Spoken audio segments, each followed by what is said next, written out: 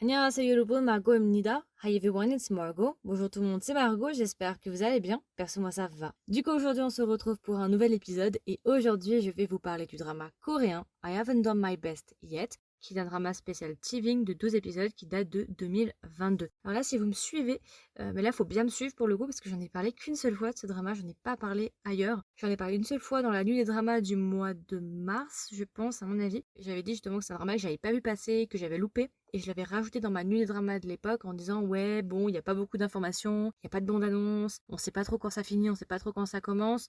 Voilà, j'en avais juste parlé vite fait, vite fait, vite fait. Et en fait il y a pas longtemps, j'étais en train de chercher un petit peu ce que j'allais regarder parce que je suis en train de rattraper mon retard par rapport à tous les dramas qui sont sortis ces derniers mois. Et je sais pas pourquoi je suis descendue un petit peu, je regardais, je regardais, je regardais. Et là je suis tombée sur I Haven't Done My Best Yet. Je me suis dit ah mais oui c'était le drama dont j'avais parlé et tout machin. Et je me suis dit bon bah vas-y on teste, on sait jamais. En sachant que je n'avais rien vu passer sur les réseaux sociaux, personne n'en avait parlé, personne. Il n'y avait pas une mouche, rien, même pas un moucheron. Donc je me suis dit, bon, vas-y, on teste, on sait jamais, je regarde le premier épisode, si ça passe, ça passe, si ça passe pas, c'est pas grave. Je dois vous avouer que c'était vraiment le dernier drama sur lequel j'aurais parié. Non, j'aurais jamais parié sur ce drama-là, j'aurais jamais pensé que j'allais apprécier à ce point-là. Franchement, en fait, je m'attendais à rien en même temps. Donc forcément, quand on s'attend à rien, on peut être qu'agréablement surprise ou surpris, comme vous voulez. Donc, ouais, franchement, très très grosse surprise, très très bonne surprise pour I Haven't Done My Best Yet. Donc, juste avant que je commence à vous expliquer un petit peu de quoi ça parle, je vais vous donner les emojis. Si je devais donner 6 emojis pour représenter le drama I Haven't Done My Best Yet, qu'est-ce que je mettrais? Je mettrais en premier emoji l'emoji d'un crayon pour représenter le dessin. Je mettrais l'emoji d'un détective. Je mettrais l'emoji d'un sablier pour le temps qui passe. Je mettrais l'emoji d'une paire d'yeux pour représenter le jugement de la société et le jugement en fait des autres. Je mettrais l'emoji d'un nuage pour représenter les rêves et je mettrais un vélo. Après, je mettrais aussi l'emoji de l'argent parce que l'argent c'est très important dans le drama. Donc voilà. Alors du coup, juste avant qu'on commence, je vais vous donner le casting. Alors en acteurs principaux, nous avons Park Hae-joon. Alors c'est vrai que Park Hae-joon, je le connais pas. Je dois vous avouer que je le connais pas trop. Je suis en train de regarder un petit peu ce qu'il a fait. Ah oui, il a fait dans The World of the Married. Ah mais il a fait le mari en fait. Il a fait dans My Mister. Ah oui, il a fait le mont. Il a fait le moine. Dans My Mister le moine. Je sais pas si vous voyez, c'était lui. Mais oui. Nous avons ensuite l'actrice Park Jong-hyun. Alors Park Jong-hyun, pareil, je la connais pas. Je crois qu'elle est un petit peu plus vieille que moi. Elle a 25 ans. Ouais, non, je ne la connaissais pas jusqu'à ce drama-là. Et enfin, nous avons l'acteur Kim Do-hwan. Alors oui, par contre, lui, je le connais. Oui, oui, il a joué dans Startup. Il a joué dans My Roommate is a Gumio. Dans My Roommate is a Gumio, il a joué le meilleur ami de l'actrice principale. Je sais pas si vous situez celui qui l'a fait tomber sur la voiture. J'en dirai pas plus. Voilà. Quand je l'ai vu, je me suis dit, mais je te reconnais, toi.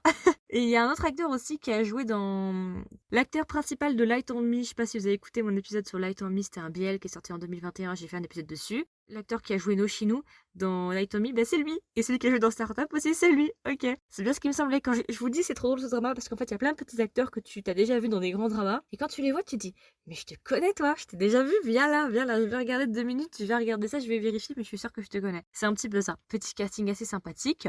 Et du coup, de quoi parle I Haven't Done My Best Yet? Alors, notre personnage principal, du coup, il s'appelle Nam Gum-pil. Et en fait, on nous explique que Nam Gum-pil, il est dans sa quarantaine au début du drama. Et en gros, on nous explique que Nam Gum-pil, il est dans son entreprise. Enfin, on comprend que c'est une entreprise un petit peu de pharmaceutique ou quelque chose, en tout cas, en lien avec justement des produits, tout ce qui est seringue et autres. Vous voyez un petit peu ce genre de choses-là. On nous explique qu'il est dans l'entreprise depuis 10 ans ou 15 ans, quelque chose comme ça. Enfin, ça fait longtemps qu'il est dans cette entreprise-là. Et au début du drama, en fait, il va avoir un ras-le-bol. Il va se rendre compte qu'en fait, il est malheureux et que c'est pas du tout ce qu'il veut faire et que, il passe sa vie juste à travailler, il fait rien d'autre et il a rien du tout accompli et il veut juste arrêter en fait. Et du coup au début du drama ce qui va se passer c'est qu'il va démissionner de son job du coup parce qu'il avait quand même un job stable, hein. Il avait un job assez stable quand même. Du coup c'était un employé permanent donc en Corée du Sud on sait que quand tu es employé permanent c'est bon, t'es stable quoi, t'es bien, t'as tous les mois un salaire et voilà, tu risques pas grand chose. Et en gros, il va démissionner à 40 ans. Et ce qu'il faut savoir aussi, c'est que du coup, Nam Gum-pil, il vit encore chez son père. Son père, du coup, c'est Nam Dong-jin. Et il a une fille qui s'appelle Nam Sang-ha. Et en fait, tout au long du drama, on va traiter ces 3 personnages-là, Nam Gum-pil, Nam Dong-jin et Nam Sang-ha.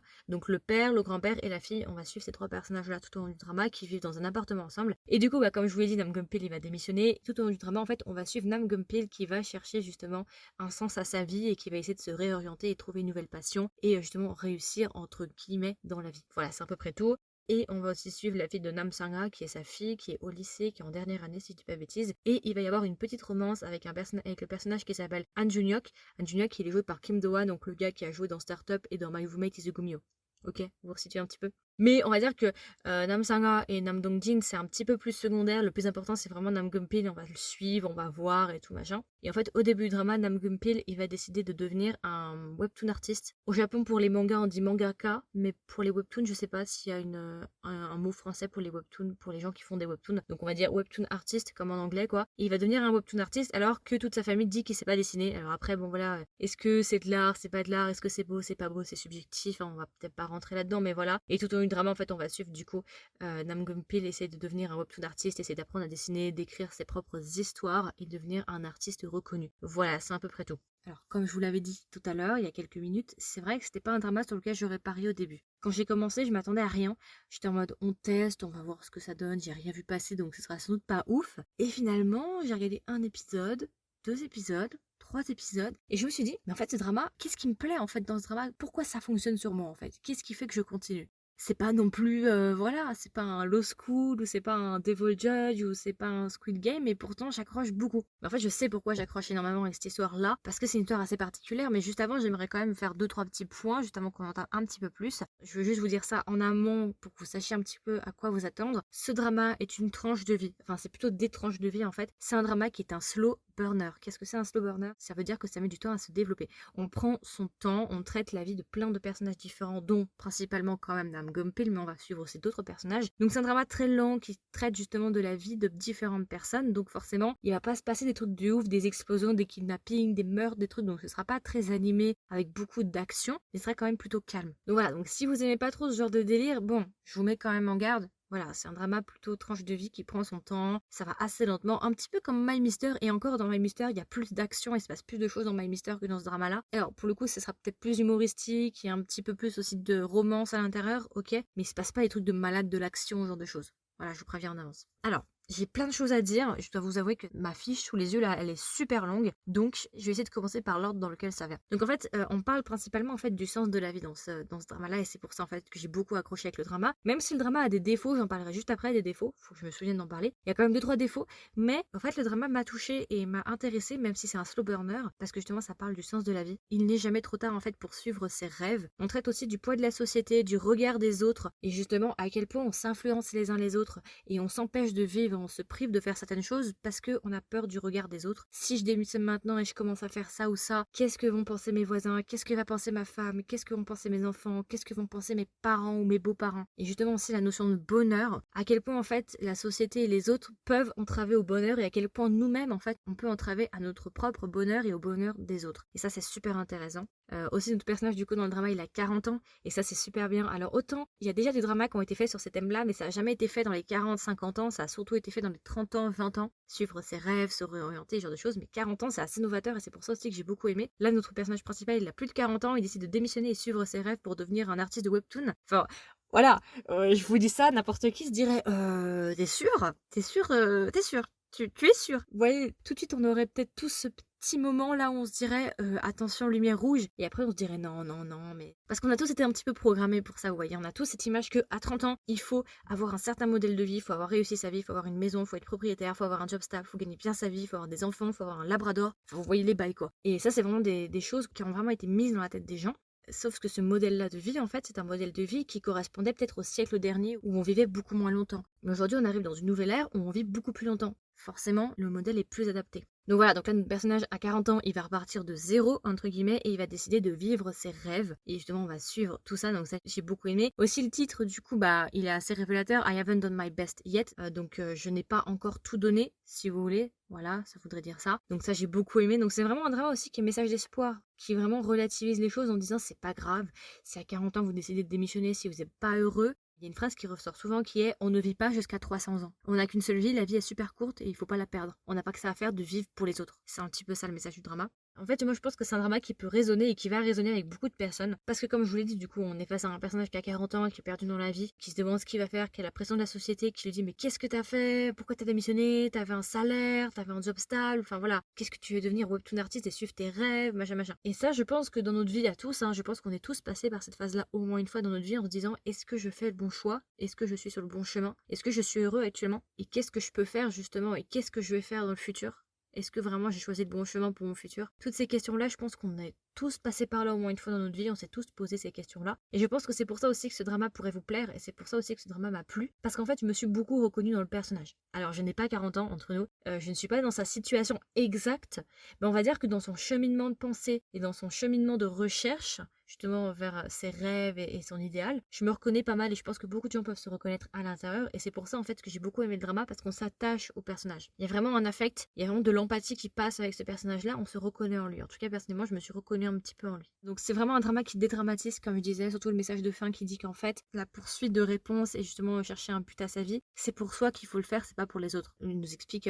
Nam Gompi qui fait ça pour lui, il fait pas pour les autres. C'est principalement pour ça en fait que j'ai beaucoup aimé le drama, que j'ai beaucoup accroché parce que je me suis reconnue. Et si jamais vous écoutez un petit peu mes épisodes, vous savez que régulièrement les dramas qui parlent de ces thèmes-là, poursuivre ses rêves, il est jamais trop tard, réorientation, ce genre de choses, c'est souvent des dramas que j'aime beaucoup. Navilera, ce genre de choses. Donc voilà, si vous m'écoutez un petit peu, c'est pas une très grande surprise que j'apprécie ce drama. Alors là, je continue dans les points positifs. J'ai beaucoup aimé les décors et les endroits où ça a été tourné. En fait, c'est un drama qui filme la vraie vie des gens quelque part. On va pas filmer à Bukchon, Gangnam, ce genre d'endroits, vous voyez, les endroits très connus en Corée du Sud. Pas du tout. Ici, on est vraiment dans des petits quartiers résidentiels. C'est vraiment très typique coréen. Ça, en fait, ça me rappelle comment j'étais en Corée du Sud. Après, il y a des endroits très typiques. Ça a été tourné à Incheon, ça a été tourné à Pohang aussi, si je dis pas de bêtises, je crois, dans mes souvenirs. En tout cas, Incheon, c'est sûr. Donc oui, il y a toujours des destinations un petit peu clichés, voilà, ok. Mais si vous regardez un petit peu plus dans le détail, les rues, les immeubles, les quartiers et tout, vous verrez que très souvent, vous n'avez jamais vu ça dans des dramas ou très rarement. Ça me fait beaucoup penser à un autre drama qui s'appelle Would You Like a Cup of Coffee, qui est un drama spécial Kakao TV, si je dis pas de bêtises. C'est un drama que j'ai beaucoup aimé, et justement, ça me fait penser un petit peu à ça dans les décors. Je sais pas au moment où vous écoutez si l'épisode est déjà sorti. Je vous invite à aller vérifier si ça vous intéresse. Donc voilà. J'ai beaucoup aimé aussi le couple d'adolescents du coup la fille de Nam Gumpil du coup elle va avoir une romance avec le personnage de Han Ju-hyuk. J'ai beaucoup aimé leur romance, ils sont vraiment mignons, c'est super cute, j'ai adoré, franchement je pense que c'est mon couple préféré dans tout le drama. Ils sont vraiment beaux, donc rien que pour ça dire aussi voilà, très bon drama. Ah oui, il y avait aussi le personnage de Nutria dans Vincenzo. Je sais pas si vous voyez Nutria dans Vincenzo, le gars là. Une agence de voyage en montgolfière dans Vincenzo. Ok, vous voyez le gars avec les cheveux un peu longs ondulés là? Bah lui, il est aussi dans ce drama-là, si jamais. Voilà, petit clin d'œil. Donc, juste quelques points négatifs. Alors, c'est pas vraiment des points négatifs, mais c'est un peu des mises en garde si jamais vous n'avez pas l'habitude de ce drama-là. C'est un drama qui détonne un petit peu avec ce que vous avez l'habitude d'avoir. C'est un drama qui casse les codes. C'est pas forcément le genre de drama que vous avez l'habitude de voir. Parce qu'en fait, déjà, visuellement, il est assez particulier. La manière de raconter, c'est pas la même manière qu'on a l'habitude d'avoir. Ça casse les codes, comme je l'ai dit juste avant. C'est assez particulier visuellement au début surtout, mais après le reste du drama ça va. L'histoire aussi met un petit peu de temps à débuter, quoi. Comme je vous l'ai dit, c'est une tranche de vie, donc forcément, ça prend son temps. Il se passe pas forcément énormément de choses. Moi, je vous recommanderais quand même de vous accrocher parce que le drama vaut la peine. Pour moi, c'est vraiment un petit drama sous-coté vraiment sympa qui vaut la peine. Et personne n'en a parlé, je trouve ça dommage parce que je pense quand même qu'il y a des thèmes assez intéressants et je pense que ça peut plaire à beaucoup de personnes. Et du coup, si je devais recommander le drama à un ami ou une amie, qu'est-ce que je lui dirais? Et est-ce que même je recommanderais le drama? Oui, je recommanderais le drama pour les thèmes que je vous ai énumérés précédemment. Je recommanderais aussi parce que c'est une tranche de vie assez intéressante. Vraiment, j'ai beaucoup aimé les personnages. Je me suis pas mal reconnue dans pas mal des personnages parce qu'il y a plein de thèmes très différents. Là, les thèmes que je vous ai donnés, la reconversion et autres, c'est uniquement pour Nam Gumpil. Mais après, pour les autres personnages, il y a plein de thèmes différents aussi. Donc franchement, je pense que tout le monde peut s'y retrouver à l'intérieur. Donc voilà, après moi, le personnage avec lequel je me suis le plus reconnue, je pense, c'est Nam Gumpil et peut-être sa fille aussi sur les bords. Donc voilà, je le recommanderais aussi pour son originalité parce que comme je vous l'ai dit, il est assez original, c'est pas très courant ce genre de drama-là. Et du coup, si je devais donner une note au drama I haven't done my best yet, combien est-ce que je lui mettrais? Je lui mettrais 16 sur 20. Voilà, il a passé la barre des 15, ça veut dire que je l'ai apprécié. Même moi, vous voyez, quand je le regardais, peut-être quand j'étais à l'épisode 6, 7, 8, je me disais, mais comment ça se fait que j'aime ce drama? J'aurais jamais pensé que j'allais aimer ce drama. Et pourtant, si. Je voulais savoir si Nam Gumpil il allait réussir. Je voulais savoir toutes les intrigues en fait des personnages. Qu'est-ce qui allait se passer? Est-ce qu'ils allaient finir ensemble ou pas? Enfin voilà, bref. Donc voilà, du coup, c'était ma version courte, ma version de présentation sur le drama I haven't done my best yet. J'espère que ça vous a plu, j'espère que ça vous a intéressé. Comme d'habitude, n'hésitez pas à me donner vos retours. Est-ce que vous l'avez vu? Est-ce que vous faites partie des rares seules personnes qui l'ont vu? Si vous l'avez vu, n'hésitez pas à me donner vos retours. Qu'est-ce que vous en avez pensé? Est-ce que vous avez aimé? Est-ce que vous n'avez pas aimé? Est-ce que vous aussi, vous vous êtes identifié à certains des personnages ou vous êtes reconnu à l'intérieur? Et si vous ne l'avez pas vu, est-ce que vous avez envie de le regarder? Est-ce que ça vous intéresse? Et puis voilà, écoutez, je vous souhaite une agréable journée ou une agréable soirée et je vous dis à la prochaine. Bye bye! Du coup, vous pouvez trouver gratuitement ce podcast sur Spotify, Apple Podcast, Google Podcast, Deezer et encore. Si vous écoutez l'épisode sur Spotify, n'hésitez pas à swiper vers le haut et à laisser un commentaire en dessous de cet épisode. Voilà, vous pouvez laisser un petit peu votre avis, qu'est-ce que vous avez pensé du drama ou qu'est-ce que vous avez pensé de l'épisode. Et aussi, si vous appréciez le podcast et ce que je fais, n'hésitez pas à laisser une note sur Spotify ou bien à laisser un avis sur Apple Podcast. Donc voilà, donc en fonction justement de votre plateforme d'écoute, n'hésitez pas à laisser une note ou un avis, ça m'aide énormément. Ça prend 30 secondes, mais ça aide vraiment beaucoup le podcast, ça m'aide justement à me faire référencer. Donc voilà, n'hésitez pas. Et enfin, si jamais vous pouvez me trouver sur Instagram, voilà, si vous voulez être un petit peu au courant de ce qui se passe, les actualités, les sorties et ce genre de choses. J'ai un compte Instagram pour le podcast qui est Kedrama avec un S, tiré du bas, Margot avec un O.